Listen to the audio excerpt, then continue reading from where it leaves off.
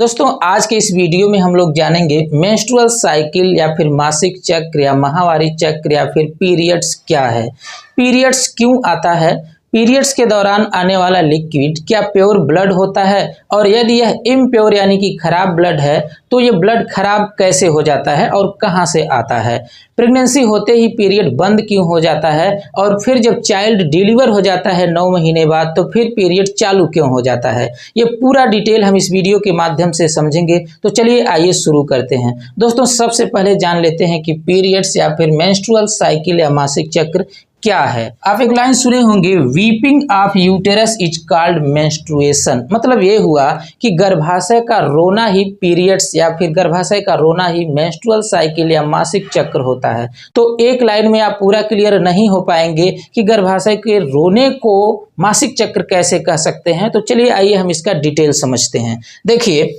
ये जो आप फिगर देख पा रहे हैं ये फीमेल रिप्रोडक्टिव सिस्टम यानी महिला का प्रजनन तंत्र है। इसमें कुछ खास संरचनाएं, जैसे देखिए यहाँ पर ये वेजाइना है और उसके बाद यहाँ पर जो आप देख रहे हैं ये सर्विक्स जिसे गर्भाशय ग्रीवा कहते हैं और ये दोनों तरफ जो ब्लू डॉटेड मैंने बनाया हुआ है यह ओवरी यानी कि अंडाशय है। तो हर महिला में 2 अंडाशय है जिसे आप देख पा रहे हैं। अंडाशय का काम है अंडे का निर्माण करना यानी कि ओवम का निर्माण करना। इसके बाद जो ये वाली स्ट्रक्चर आप देख रहे हैं ये क्या है, ये वाली जो स्ट्रक्चर आप देख पा रहे हैं ये फैलोपियन ट्यूब है।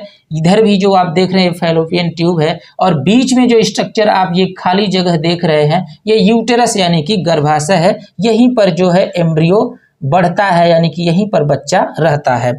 इसके बाद ये देखिए जो गर्भाशय की 3 लाइनिंग है यानी कि यूटेरस की 3 लाइनिंग है। सबसे अंदर की लाइनिंग को एंडोमेट्रियम और बीच की जो परत होती है उसे मायोमेट्रियम और सबसे लास्ट में यानी जो बाहर की परत होती है उसे पेरीमेट्रियम कहते हैं। तो फीमेल रिप्रोडक्टिव सिस्टम के अंतर्गत आने वाली कुछ खास संरचनाएं आप समझ गए।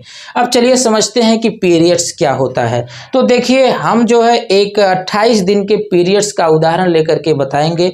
वैसे पीरियड्स 26 दिन, 28 दिन, 30, 32, 36 ऐसे अलग अलग लोगों का अलग अलग होता है, लेकिन एक जो एवरेज होता है वो 28 दिन का होता है और यही 28 दिन का उदाहरण लेकर के हम पूरी प्रोसेस आपको समझा देंगे।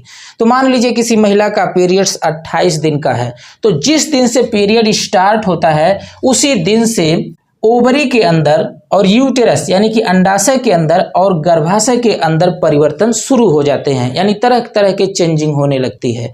अब देख लेते हैं कि सबसे पहले हम देखते हैं कि ओवरी के अंदर क्या परिवर्तन होता है। तो जिस दिन से पीरियड स्टार्ट होता है उसी दिन से जो परिवर्तन शुरू होता है वह 14 दिन तक चलता रहता है और इस परिवर्तन में मुख्य रूप से यानी जो इसके अंदर चेंजिंग होती है उसमें मुख्य रूप से क्या होता है, अंडे का निर्माण होता है। अब अंडे की निर्माण होने की लंबी प्रक्रिया है और पूरी इसकी स्टेप बाय स्टेप प्रोसेस है। तो हमें वो चीज़ तो यहाँ पर नहीं समझाना है, हमें तो यहाँ पर ये समझना है कि पीरियड्स क्या है और उसके दौरान आने वाला ब्लड कहाँ से आता है और क्यों आता है। तो देखिए जिस दिन पीरियड्स स्टार्ट होता है उस दिन से लेकर के 14वें दिन तक लगातार परिवर्तन होता रहता है इस अंडाशय या ओवरी के अंदर और फिर यहाँ से अंडा बन करके तैयार हो जाता है 14वें दिन और आ जाता है फैलोपियन ट्यूब के अंदर। आप सोच रहे हैं कि जिस तरह से इस ओवरी के अंदर बना हुआ अंडा फैलोपियन ट्यूब में चला गया, क्या उसी समय इस ओवरी के अंदर भी अंडा बन करके इस फैलोपियन ट्यूब के अंदर चला जाएगा? तो ऐसा नहीं है। दोनों ओवरी हर महीने काम नहीं करती है। एक महीने यह वाली ओवरी काम करेगी तो फिर अगले महीने ये वाली ओवरी काम करेगी। तो ये एक महीने मतलब एक महीने छोड़ करके फिर अगले महीने, फिर एक महीने छोड़ करके अगले महीने ये काम करती है। तो 14वें दिन ये देखिए क्या हुआ, 14वें दिन अब जो यहाँ पर अंडा बन करके तैयार हो गया और फैलोपियन ट्यूब में आ गया, ओवरी के अंदर बना और फैलोपियन ट्यूब में आ गया। उसी दिन क्या होगा कि पुरुष के द्वारा अगर सेक्सुअल इंटरकोर्स किया जा रहा है तो पुरुष के द्वारा जो स्पर्म है यानी कि मेल जो है उसके द्वारा स्पर्म कहाँ छोड़ दिया जाता है, यूटेरस के अंदर, और ये स्पर्म जा करके 14वें दिन इस ओवम से क्या हो जाएंगे, फ्यूज हो जाएगा। यानी कि एक स्पर्म, बहुत सारे स्पर्म छोड़े जाते हैं लेकिन एक स्पर्म जा करके इस ओवम से फ्यूज हो जाएगा। तो फ्यूज होने के बाद फिर क्या बन जाएगा, जाइगोट बन जाएगा। फ्यूज होने के बाद यहाँ पर 14वें दिन जाइगोट बन करके क्या हो गया, तैयार हो गया। तो इतना 14 दिन तक का परिवर्तन आपने ओवरी के अंदर यानी कि अंडाशय के अंदर देखा। अब चलिए देखते हैं गर्भाशय यानी कि यूटेरस के अंदर क्या परिवर्तन होता है। तो यूटेरस के अंदर 5 दिन तक तो ब्लीडिंग होती है, 5 दिन तक क्या होता है, ब्लीडिंग होती है, यानी कि लगातार इसके अंदर से ब्लड गिरते रहते हैं। 5 दिन के बाद फिर जो है 6वें दिन से लेकर के और 13वें दिन तक ये जो गर्भाशय यानी कि जो यूटेरस है इसके अंदर जो सबसे अंदर की लाइन है एंडोमेट्रियम, वो अपने आप को तैयार करती है, यानी कि एंडोमेट्रियम लाइनिंग तैयार हो जाती है, कुछ ब्लड वेसल्स बन जाते हैं, कुछ एक्स्ट्रा टिश्यू भी बन जाते हैं। कुल मिलाकर यह अपने आप को तैयार करता है, एक स्मूथ सरफेस तैयार करता है, एक कोमल सतह तैयार करता है। वो इसलिए कि इसी सतह पर आकर के ये जो एम्ब्रियो है या जाइगोट है वो आकर के इसी सतह पर आकर के फिक्स हो जाएगा। फ्यूज होने के तुरंत बाद तो जाइगोट रहता है और जब उसमें डिवीजन शुरू हो जाता है तो एम्ब्रियो बन जाता है। तो यूटेरस अपने आप को इसलिए तैयार करता है ताकि यह बना हुआ एम्ब्रियो आकर के इसके ऊपर फिक्स होगा। तो 14वें दिन तक ये जो यूटेरस है अपने आप को पूरी तरह से तैयार कर लेता है और यह एम्ब्रियो आकर इसी पर क्या हो जाता है, फिक्स हो जाता है। और उसी दिन से यह एम्ब्रियो यहाँ पर ग्रो करना शुरू कर देता है और 9 महीने बाद फिर चाइल्ड के रूप में डिलीवर हो जाता है। और याद रखिए जिस दिन यह एम्ब्रियो फिक्स हो गया, यहाँ पर 14वें दिन फिक्स हो गया तो फिर 15वां दिन भी आएगा, 16वां दिन भी आएगा, ऐसे करते करते 28वां दिन आएगा और फिर अगले महीने का 1, 2, 3, 4, 5वां दिन आएगा। लेकिन अब अगले महीने में ब्लीडिंग नहीं होगी। क्यों नहीं होगी कि अब यहाँ पर आकर एम्ब्रियो फिक्स हो गया है, गर्भाशय यानी कि यूटेरस जिस लिए तैयार हो रहा था वो काम हो गया, यहाँ पर एम्ब्रियो आकर के फिक्स हो गया और अब जो है ब्लीडिंग नहीं होगी, अर्थात अब पीरियड्स नहीं आएगा। ये तो एक दशा आपने देख लिया। अब अगली दशा क्या है उसे समझते हैं। तो देखिए दूसरी कंडीशन क्या है।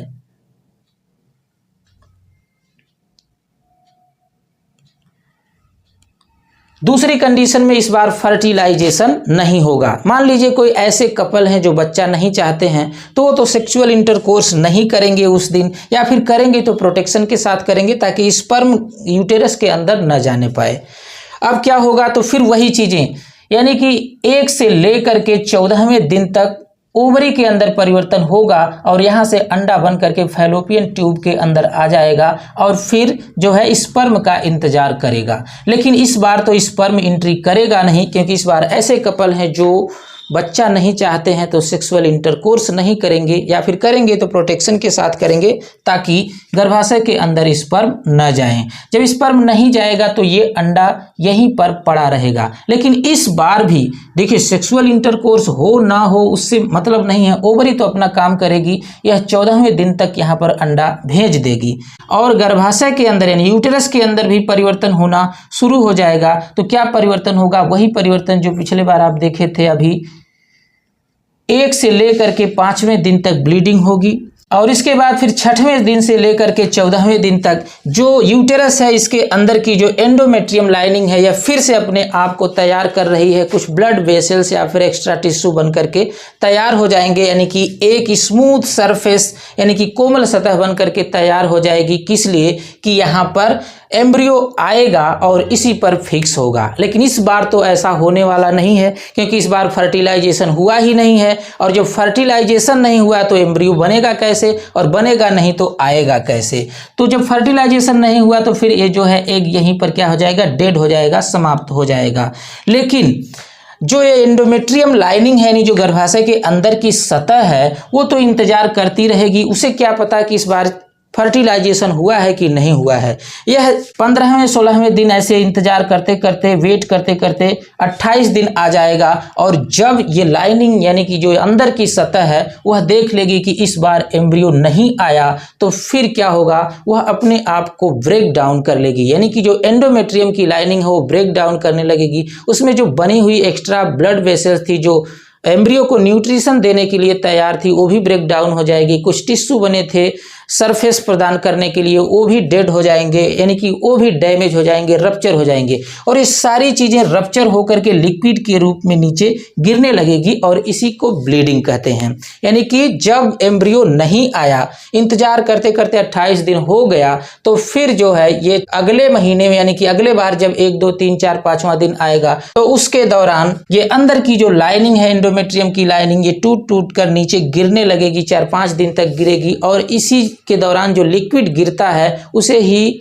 पीरियड्स कहते हैं। तो आप क्लियर हो गए हैं कि पीरियड्स क्यों आता है। और अगर ऐसा होता कि यहाँ पर फर्टिलाइजेशन होकर के एम्ब्रियो आकर के इस पर फिक्स हो गया होता तब जो है पीरियड्स नहीं आता। तो क्यों पीरियड्स आता है, क्यों पीरियड्स नहीं आता है, पीरियड्स के अंदर क्या होता है, तो break down of endometrium lining and blood vessels, ये भी आप समझ गए हैं। तो दोस्तों आशा करते हैं आप सारी बातें समझ गए होंगे। मिलते हैं फिर नेक्स्ट वीडियो में, तब तक के लिए जय हिंद।